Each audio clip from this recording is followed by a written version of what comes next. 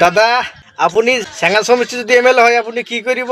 মই যদি প্ৰথম MLA হৈ যাব পাৰো চেঙাবাসীৰ পৰাই, মই মাটিৰ পট্টা আপোনালোকক কথা দিছো এই মঞ্চৰ যোগেদি, মই প্ৰথম মাটিৰ পট্টাৰ কাৰণে দিছপুৰত যিমান যুঁজিব লাগে আপোনালোকৰ জাতিৰ স্বাৰ্থত সদায় মই যুঁজি যাম। ৰাইজক আৰু মাটি হাতত তুলি দিব নে? আৰু আনফালে একজন কি কৈছে বাঙাল তাও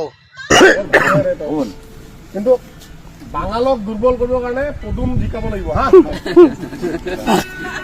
আসাম বাঁচাও এইফালে MLA গোৱালপাৰা ডিষ্ট্ৰিক্টৰ MLA কৈ আছে এইগিলা কথা নচলিব, গম পাইছে? আমাৰ মানুহে চালাক হৈছে, এতিয়া সজাগ হৈছে, এনেকা কথা কৈ কেনে লাভ নহ'ব।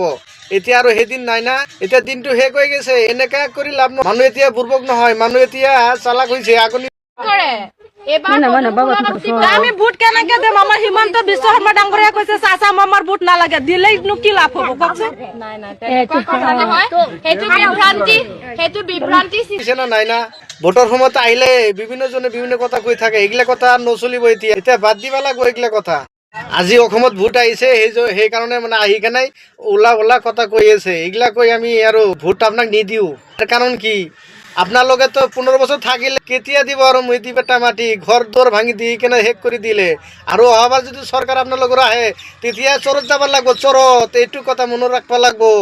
চেঙাবাসী ৰাইজ এইটো ভুল নকৰিব, গম পাইছে না? 7 বছৰত ভোট নিদিব আপোনালোকে। আপোনালোকক অনুৰোধ জনালো 7 বছৰত ভোট নিদিব। এইখিনি কথা মই কোৱা নাই, এইখিনি কথা পূব সমষ্টিৰ বিধায়কে কৈছে। সেই কথাখিনি আপোনালোকে শুনক কি কৈ আছে।